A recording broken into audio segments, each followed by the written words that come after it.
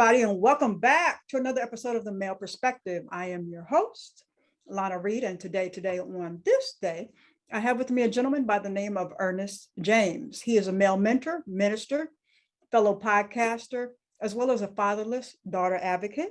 And I'm looking forward to hearing more about the work that he is doing and everything that he has going on. But first and foremost, as I always like to do, I like to take a quick moment to pause, say thank you for making time for me today. Time is a gift. Once we give it, we cannot get it back. So I appreciate you carving out this space in your day for me today. And with that, Mr. James, welcome to the show. Thank you. I'm glad to be on here. Definitely thank you for extending the opportunity to be on your platform, because definitely as a fellow podcaster, one thing I know, we are protective of the people that we have on and the messages that we send out into the world. So the fact that you consider me to share my voice on your platform, I appreciate it. Thank you. Yeah, that branding stuff, it gets real tricky. But I want to start off talking today about the work that you're doing as a fatherless daughter advocate. And as I was preparing, I think I was listening to a podcast that you were on. Mm-hmm. And you mentioned that you noticed in your early dating experiences, you were attracting women who came from single parent homes, basically single mother homes. Mm-hmm. So my question to you is, what have you noticed, or how does it manifest itself in a woman's life, in her romantic life, when she grows up without a father? What are some things nuances that you noticed? Well, I'm gonna take it back a little bit. So I was married. We were married, maybe we're in our 5th year of marriage, my wife and I, and we started having some issues in the midst of our marriage. And as we dealt with those issues and began to, unfold where they came from and what was the cause of it, I began to understand that a lot of it was from daddy issues, from growing up without a father. So in me acknowledging that, I began to reflect back on my previous dating, and I realized that every woman that I had ever dated was a fatherless daughter, like from the first girlfriend all the way up, And so I was like, okay, either I'm attracted to them or they're attracted to me. Like, mm-hmm. I don't know what it is, but we're here. And so going through that, I began to look at different things that now that I knew and I was paying attention, I began to focus, or should I say, realize different things that I seen that, where some of the behaviors reflected in the relationship. One of the things definitely I talk about is the loyalty to friends, right? Or I'm not even gonna say friends, because the loyalty to people, right? And let's just speak on men, right? So the loyalty to men, and men, I say, can be one of two things. You have fillers and then you have friends. Your friends would be self-explanatory. Okay. Those guys that you can depend on, that's there for you because they just support you. Those will be your friends. But then you have your fillers. Okay. Your fillers are the guys who acknowledge that you have a void because your father wasn't there. And they fill in those voids only to get something out of you, right? They fill in those voids, whether it's romantically or whatever it is that you're seeking, that they see that you're missing. Mm-hmm. They fill that void just so they can then again get something in return. Okay. A true friend doesn't need anything in return. A true friend will support you. They will be there for you. They'll uplift you without anything in return, because their heart is just to see you grow. But a filler will do some of those same things, but there's going to be something on the back end for them. Whether, it's sexual, whether it's financial, whether, whatever it is that I'm trying to get, whatever it is, whatever need that you meet for him, he's going to try to fill that void, and so that you can meet his need.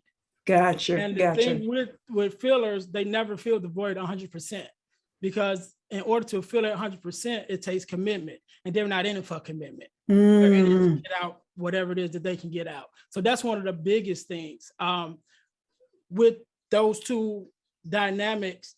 but the loyalty comes in because a lot of times the fatherless daughters grew up without a father or without a stable man in their life. So they hold on to those relationships. So whether it's a friend or a filler, they hold on to both.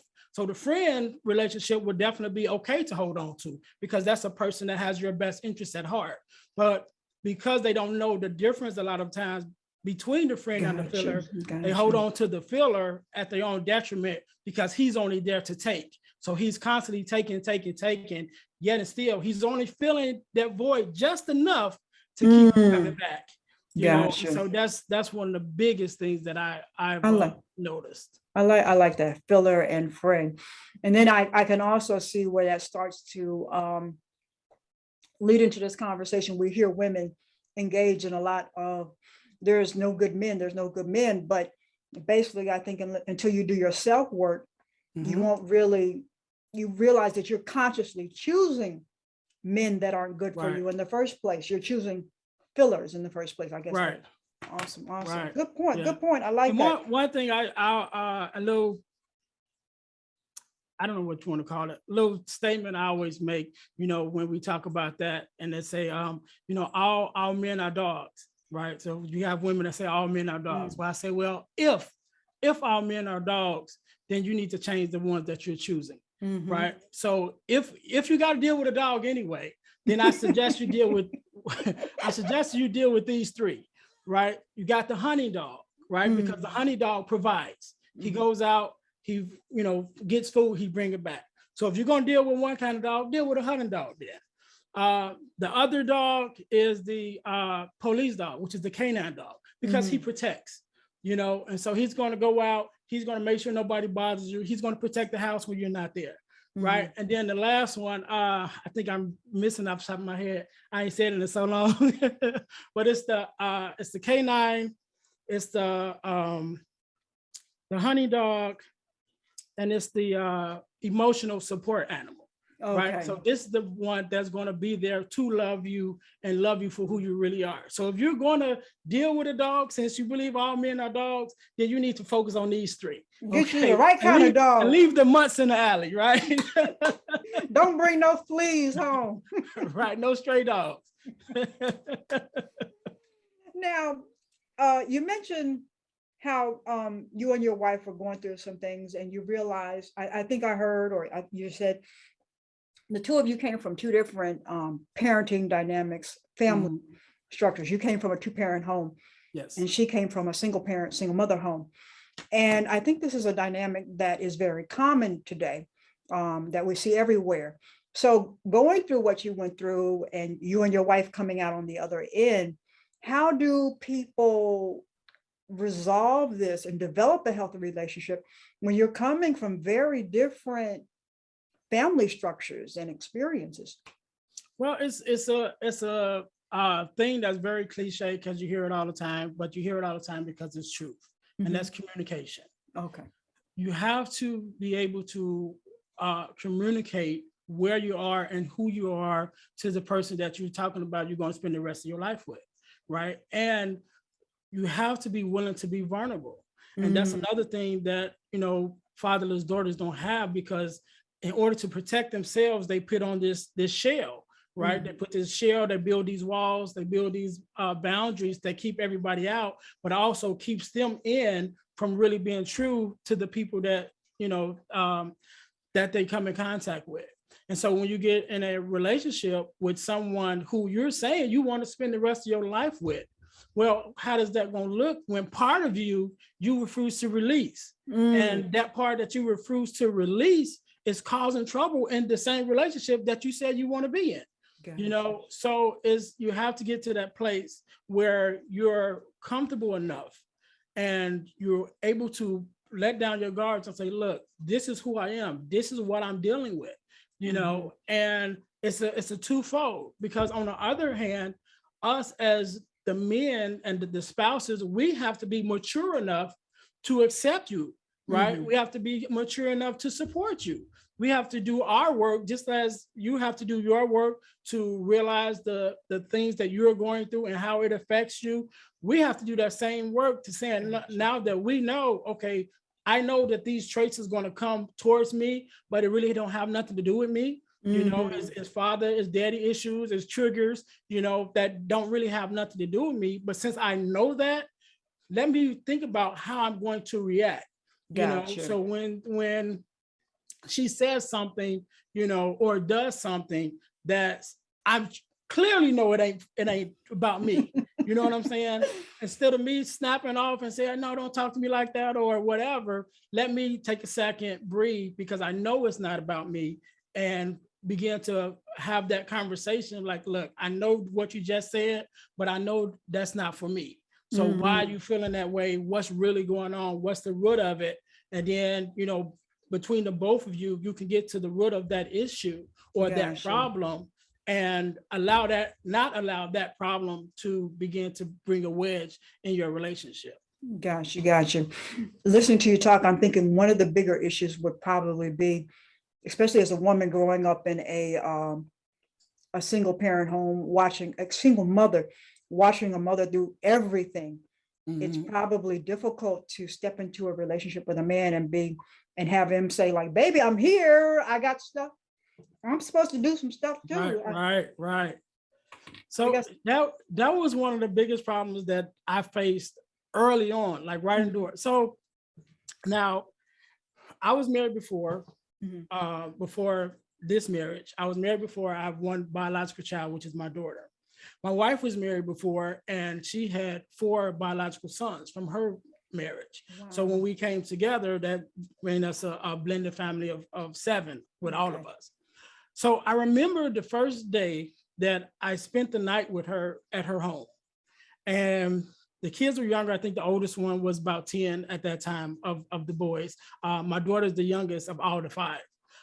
So the oldest boy was like 10, and then it kind of goes down 8, 9, with the ages. So we got up, get everybody ready for school, that whole commotion, eating, whatever, the kids running here and there. Okay, got that all done. All right, get everybody out to school, because the school was right across the street. So I was like, all right, get everybody out the door, go across the street, boom, you're done. Kids leave, start cleaning up the house, straightening everything up, whatever. Okay, cool. Then afternoon, the kids come home.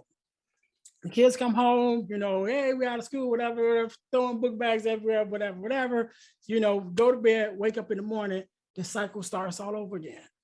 Get up, clean up, send the kids off, start cleaning up everything. And I said, is this what you do every day?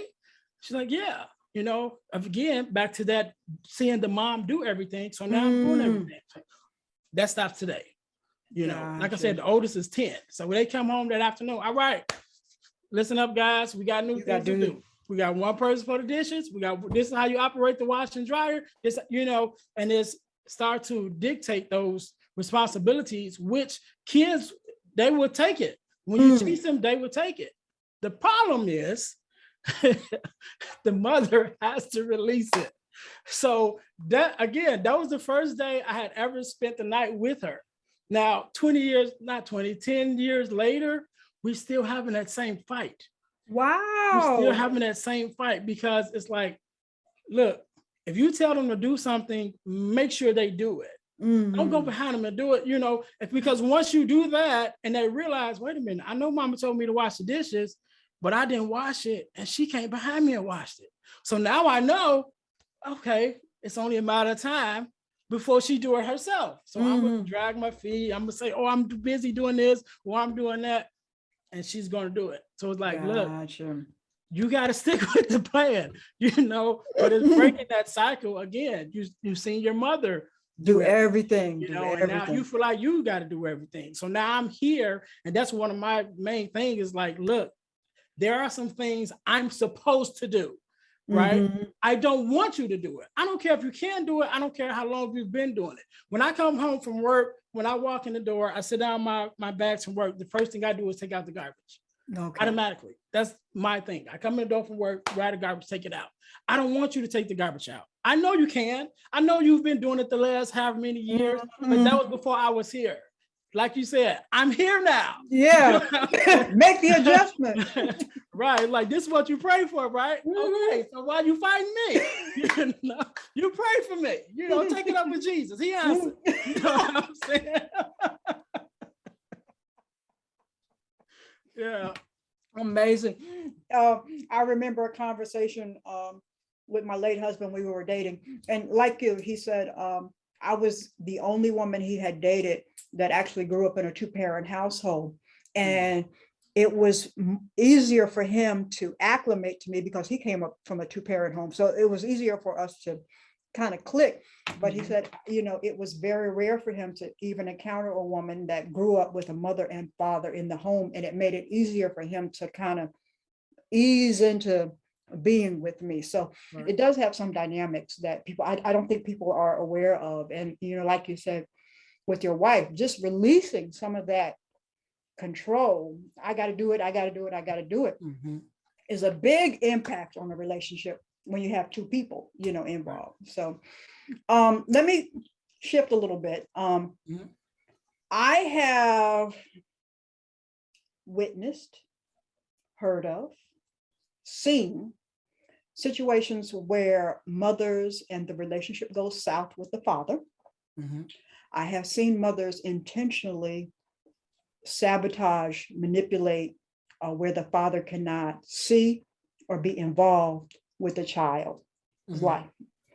What message would you give to mothers when it comes to their efforts to withhold a father, especially a father who's trying to be involved? Right. What message would you send to mothers about doing that type of thing? Well, one of the first questions that I asked when I talk to a fatherless daughter, right? And that question is, what generation of fatherlessness are you? Because statistics say that there's a higher probability that fatherless daughters will give birth to fatherless children. And so I asked, what generation of fatherlessness are you? So are you first generation, or was your mother fatherless? Was your grandmother fatherless? Was her mother fatherless? Right. And so as they begin to look back how many generations it goes back, then my next question is, how many generations will come after you? Now that you acknowledged that you see it, you see how far it goes back. Now my question to you is, how many generations are going to come after you? Will you continue, or if you've already had a child who's now separated from their father, how many more will you have, and what are you going to do different to make sure that your daughter doesn't continue that same cycle, right? So once you know that, and definitely if it's in your heart for the well-being of your child, you're going to make some different decisions. You're going to make some different decisions because you understand that if you don't, this is going to continue in your bloodline. This is going to continue from your daughter to your granddaughter to your great-granddaughter. And how far is it going to go? Just because, and I always say, really, you have to really look at it, because just because a guy might be a bad boyfriend or a bad husband does not make him a bad father. True. You know what I mean? And so once the relationship goes south, okay, my relationship with you, it goes south. But you can walk away from me. You ain't never got to talk to me again, because that relationship has been broken. The relationship with my child can never be broken. That child will always be my child. True. And that being said, it's in the best interest. We have to put the best interest of the child before our own. We have to put the child's emotions before our own. We got to put the child's feelings and development before our own.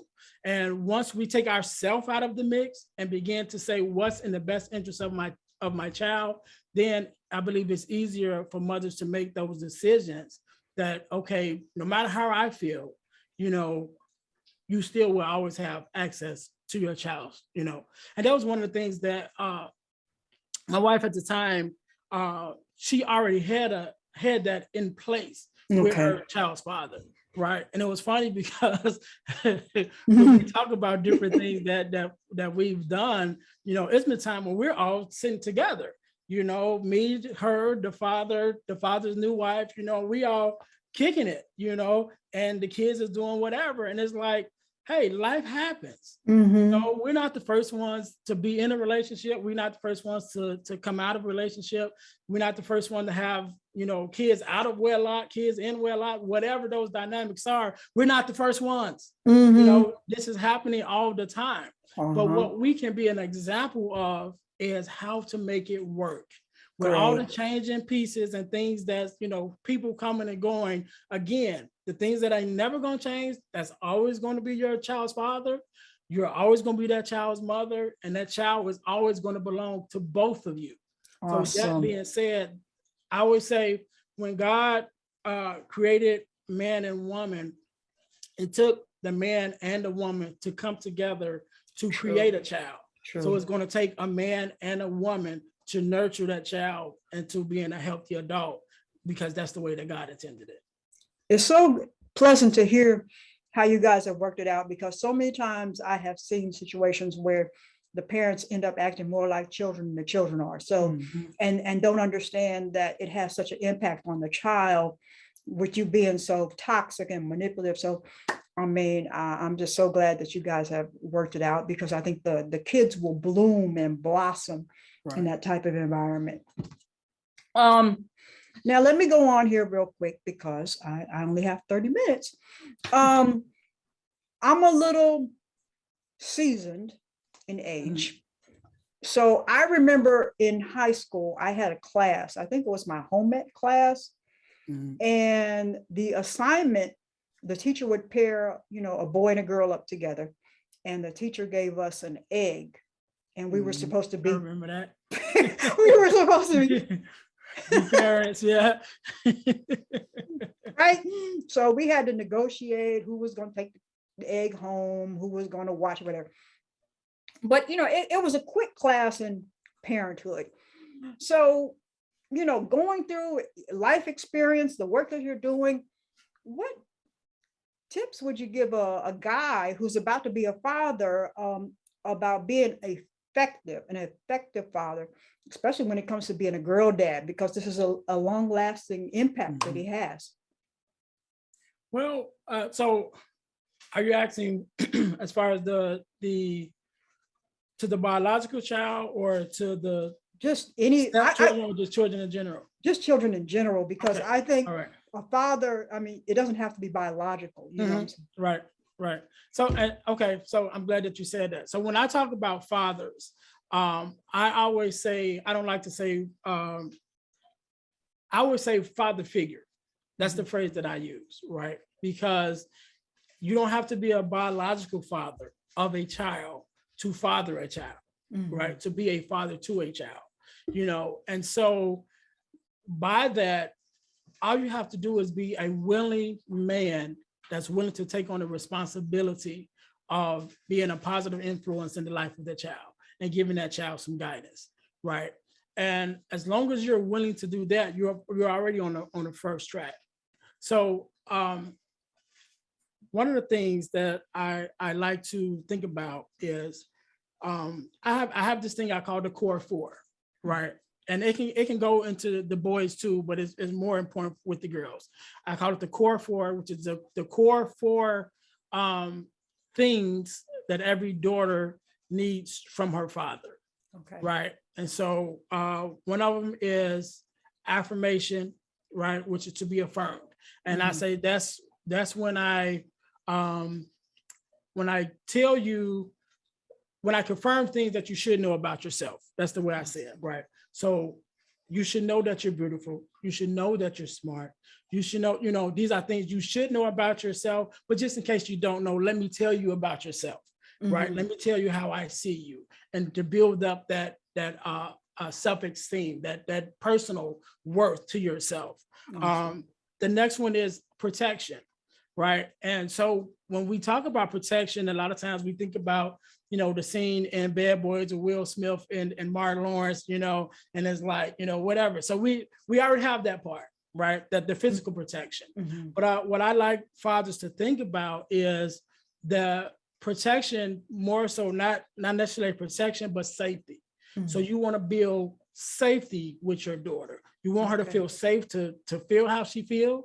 You want her to feel safe to voice how she feels. You want her to feel safe to cry if she feel like crying. You want to nurture her And like I said, this thing, the same thing goes for boys, but you want to nurture them in a way that they feel safe to be themselves, and they feel safe to be in tune with their emotions.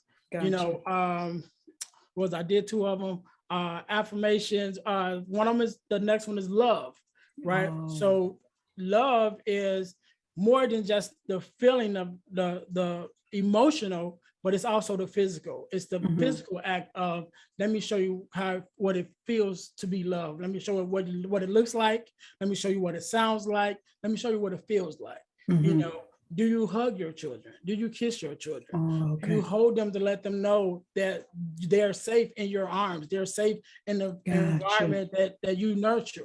Gotcha. You know, so that's going far beyond just physical thing, because when your child gets older and gets into relationships, you want them to have more of a definition of love than just the physical, right? Because sometimes that physical, bad enough, is already gonna get us tripped up. You know what I mean? So if that's the only thing you recognize as love, then you're really gonna be messed up, because there's so much more that goes into it. So what I say, affirmation, protection. love, protection. What was that last one? I can't think of it off the top of my head right now, but somebody seasoned like me. Right, I can't think of it off the top of my head right now, but yeah. So but it's those core values that you want to provide for your child. You know, love, protection, affirmation. Man, I can't think of that third one. That last one just woke up right now. We'll put it up later. Okay. We'll put it up later. Now, listen to you talk. Quick question.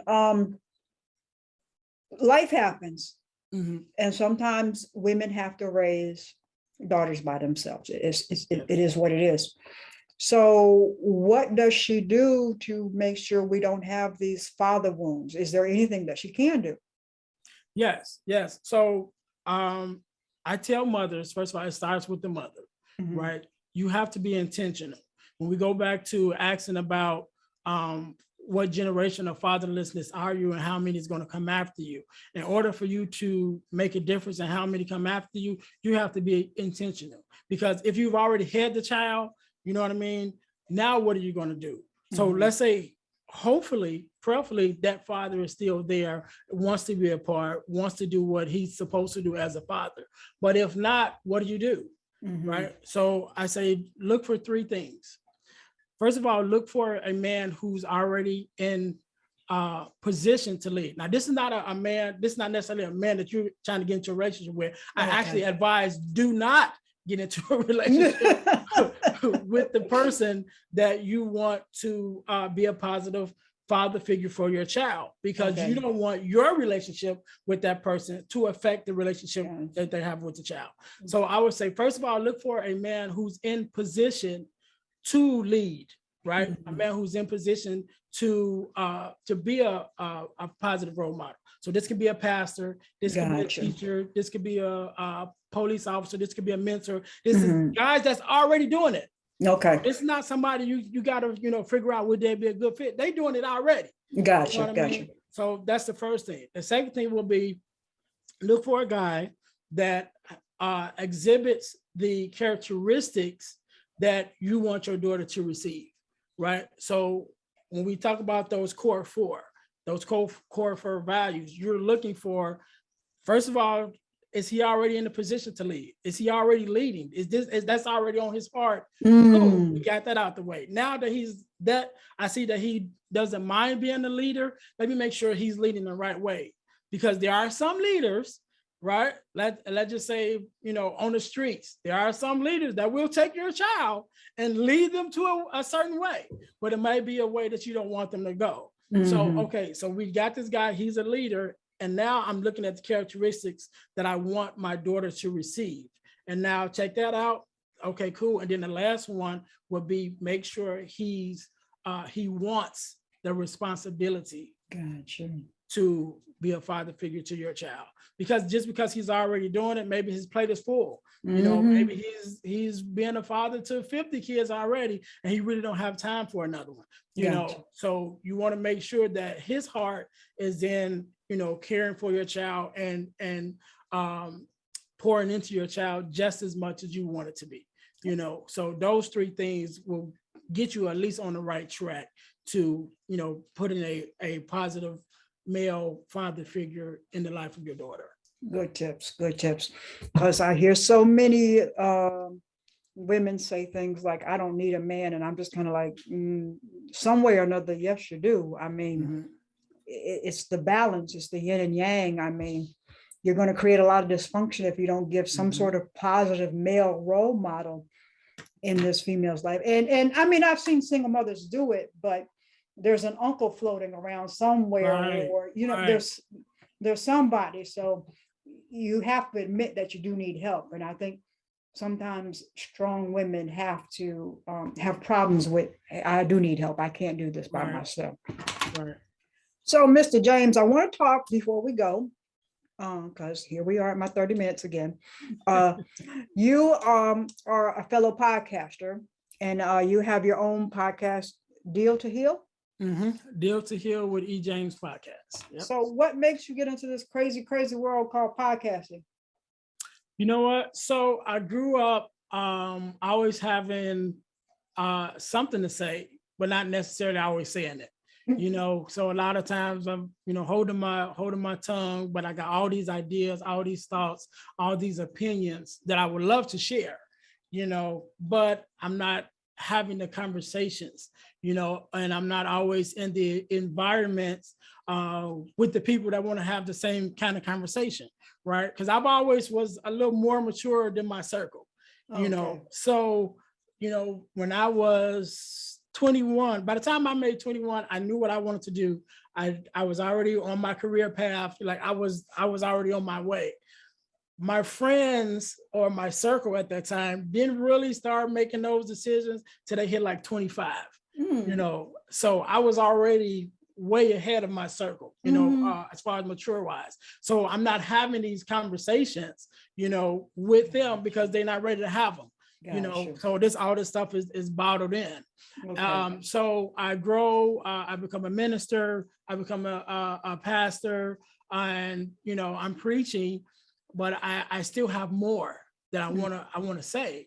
And so I started getting into public speaking. And as I get into that and I'm developing that platform, I'm still like, man, I still have to wait for somebody to let me say what I want to say. You know, it's like, you know, you want these big stages, but unless you have your own stage, you still have to wait for somebody to tell you to stand there, you know? And so last year, and this is just how God works. Last year, I didn't even think about podcasting. You know, I'm on Instagram. I'm doing my parental fatherless daughter thing. And someone just called me out the blue, said, you want to be on my podcast? Like, oh, okay. I don't even know what a podcast is, but let's go. So I do that podcast. And literally after that, it was like one after another. I think I ended up doing about 5 podcasts as a guest. Thank you. And one of the podcasts I did was with the podcast is called Dads on Purpose. It's 2 gentlemen, 2 fathers, and it's a podcast about fathers and fatherhood. And he's out in Texas. And I'm in the Chicagoland area. So we do it, you know, and we stay in touch. I end up having to go to Texas. My daughter is living in Texas now. So she's finna graduate from high school. I'm like, all right, I'm going down for her graduation. I call and hit him up. Hey, I'm in your area. Let's meet up. So we meet up at the restaurant and we just kind of chopping it up and talking about different things. And, you know, I mentioned about, you know, thank him for allowing me to be on this platform. And he says to me, you need to have your own podcast. And I'm like, yeah, you know, okay, I don't know, you know. And so we kind of talk about it. I said, okay, I'll think about it, you know. And so upon coming back home, I'm going through my mind and then I think about it. With me, that's the answer to my prayer. Because my prayer is I want to share my voice. I want to share my ideas, but I don't have a platform, you know, so I build my own platform. And so Awesome. that's kind of where it started. So far, I've been blessed to have 3 of the people who allowed me to be on their podcast last year has been guests on my podcast. So I've been able to, have them on, including Josh Ashford, that's his name, to be on there, who is Dads on Purpose. I was able to have him on the show. So yep. So that's how it started. Awesome. I love it. I love it. So this time next year, we're just gonna be like bam, boom, explosion and everything. Right. All right. Now wait, I want to make sure I cover one more thing before I go. So bear with me. I know I'm taking up more of your time today. No, it's all right. You have a mentorship program called Man Up. I want to make sure I touch on that. What is that about? Okay, so my original platform, right, when I came to Instagram, was a male mentor platform that I had called Man Up, right, and it's basically for young boys, basically, let's say high school age, right? Catch them in the 4 years. That's what I like, to catch them within the high school, and basically start mentoring them for after high school. Like, what is your plan? Where's your direction? And then also stealing into them those principles of manhood that they may not have gotten yet if their father wasn't in the home. And I'd like to say that's where it starts, because there are some men who did not have that growing up. They didn't have that father figure, but now they're adult men. Well, just because you're an adult don't mean you don't still need that foundation. So I kind of started it there.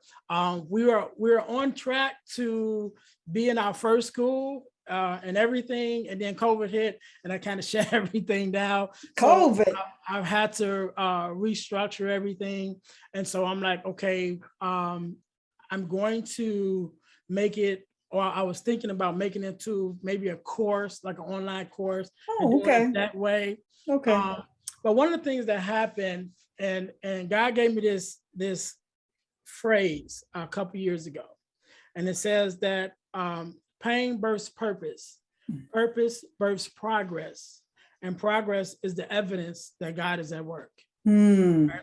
And so when I first time, never been on Instagram, I got on Instagram actually to keep in contact with my daughter, because again, I'm in the Chicagoland area, she's in Texas. That's how we stayed in contact with each other.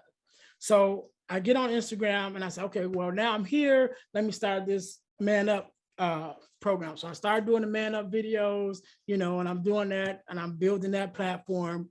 In the midst of that, me and my wife started going through our growth through. And so now comes this idea, hey, won't you just go on and, voice your opinions about, fatherless daughters and the effects that it has from a male's point of view. So I started doing that, just throwing it out there, and that takes off, So again, going back to the phrase, progress is the evidence that God is at work. So I'm like, okay, well, let me follow this, and so I follow that. And that leads me to, again, being asked to be on the podcast in the midst of those podcasts. And that ends up to me starting the podcast.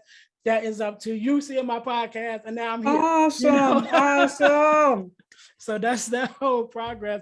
It's like, you know what? Just follow what God is leading. Be obedient. Be obedient. Be obedient. There it is. There it is.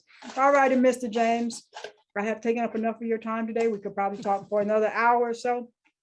I want to do my random question, and then I want to trouble you to tell people how we connect with you. All right, so let's see what we got here. Let's see what we got. Yes. What is your least favorite food?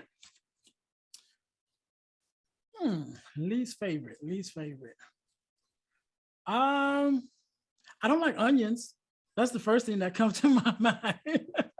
How you eat your hamburger then? No onions. The only, and that's funny. I just said that I was just having this conversation yesterday because I went to White Castle, right? And I'm talking to one of my friends, and they're like, "How are you at White Castle if you don't like onions?" Right? And I'm like, "That's the only onions that I can eat is the White Castle." The onions because they're so small Yeah. I can't eat onion rings. I'm like, no, I don't eat onion rings. I don't like onions. I don't like grilled onions. I don't like chopped onions. The only time I eat onions is on White Castle. Okay. All righty. Mr. James. Tell people how we connect with you, check out the podcast and all of that stuff. Well, I would like everybody, first of all, let me say thank you again for allowing me this opportunity to be on your platform. It's definitely been a blessing, definitely been a joy. For those who are looking, the easiest way to find me is to open up your computer and type in Deal to Heal with E. James, E. James Podcast. I'm on Instagram, I'm on Facebook, I'm on YouTube, any of your favorite platforms, the distribution platforms as far as podcasts. I just got on Amazon. I'm on Stitcher, Google podcasts, whatever. So Deal to Heal with E. James Podcast. Remember that, type it in. I'm gonna come up one way or another. As far as if you want to be a financial blessing, I do have a Patreon set up. Again, that's Deal to Heal with E. James. Type in under Patreon, that'll come up. I have a Deal to Heal tees, which is shirts like the one I have on now that says deal with the problem. Is deal, heal, fulfill. Deal with the problem, heal from the pain, fulfill your purpose, right? So that's the only reflection of the name Deal to Heal, even with the podcast. So if you go to Deal to Heal tees, I have several inspirational tees. My quote is, if you're looking for some inspiration every day, buy inspirational tees, be inspired all day. Right. Awesome. So Deal to Heal tees, you can do it that way. Or if you just want to send me some money, I got a cash app too. Okay. So $, E. James, the number 418 on Cash App. Hey, I take all donations. However you want to do it. Follow the Lord, follow your heart. Any way you want to be a blessing. But definitely, if you just go to your social media outlets, type in Deal to Heal with E. James Podcast, and like, share, follow me. I definitely appreciate it. I love it. I love the work that you're doing. So needed. I mean, just awesome. Rarely do people roll up their sleeves and put in effort. They see a problem, but they don't put in the effort. So I'm so glad that you're out there doing the work, doing the good work. I just wish you much success. Keep on doing what you're doing. I wish you blessings, many more years to you and the wife and the blended family, and everybody grows up healthy, emotionally and physically. Just keep on being a blessing. I'll say this, since you brought up, me and my wife did end up getting divorced. However, this is the second chapter of it. We're still like best friends. Right. We talk at least still once or twice a week. We have grandkids. We got 2 granddaughters now. So I was just doing a podcast with someone the other day, and that kind of came up, and we were talking about the dynamics of our relationship now, after the divorce. And I was just telling her how we get along, how everything's cool in the family, whatever. We still, and she was like, you need to have her on the podcast. Y'all need to talk about that, how, you can make it work. It doesn't have to be ugly. It doesn't have, you can make it work. That's a thought, I don't know if she'll do it. Yes, because so many times it does not end well, and it's just very toxic. So the fact that you guys have navigated into something blissful, I mean, that's an example for the masses to follow. So, I mean, hey, another podcast. Right. And I've told the story on different podcasts though. So my ex-wife and I, we've been knowing each other since we were in kindergarten. We were in kindergarten together. So I have pictures of us actually in kindergarten and over the years growing up. And when we turned 13, 14, we were each other's first boyfriend and girlfriend. So we had a long history before then. So when we got to the space that was like, okay, unfortunately we're here and we're going to end up getting divorced. One of the things that we talked about was, in the midst of this divorce, we don't want to lose the friendship, because we've been knowing each other since like I said, kindergarten. This is years of relationships. Even in the midst of our marriages, we were still friends, our previous marriages. So we don't want to lose all of that because this chapter is finished. There's still another chapter behind that. And again, we got grandbabies, our families has been blended. We can't take that apart, because now our children are their lives are connected. My daughter, like, she got 4 big brothers. Our brothers, like, we got a little sister, so we can't destroy all of that because this chapter ended. Gotcha. So we were very intentional about taking the time, breaking down things, Gotcha. How do we move forward? And now that we're past the whole process of divorce, what do our life look like now? What do our family looks like now? And so when people see us together now, when we're on the occasion that we are together, they don't know. A lot of people don't know unless we say we're divorced because we get along so well. And they're like, oh, are you really? How did you, and I'm like, just be intentional, And one thing I can say just to make it easier, and I'm gonna let you go because this will be a whole nother conversation, is just remember that you loved this person at one time. And there was a reason why you loved them. Before the problems, before the issues, before the whatever it is that caused, the breakdown of the marriage, there was a reason why you loved this person. Reflect back on that, because that's what you want to keep. So once you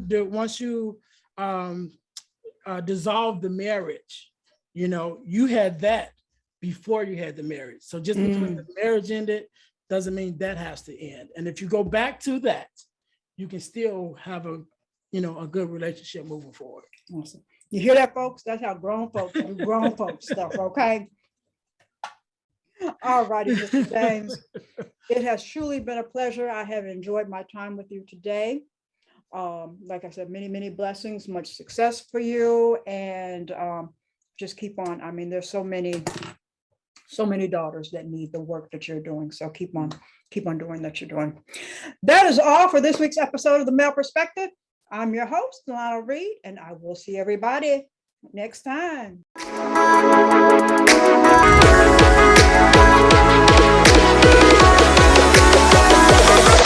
Oh.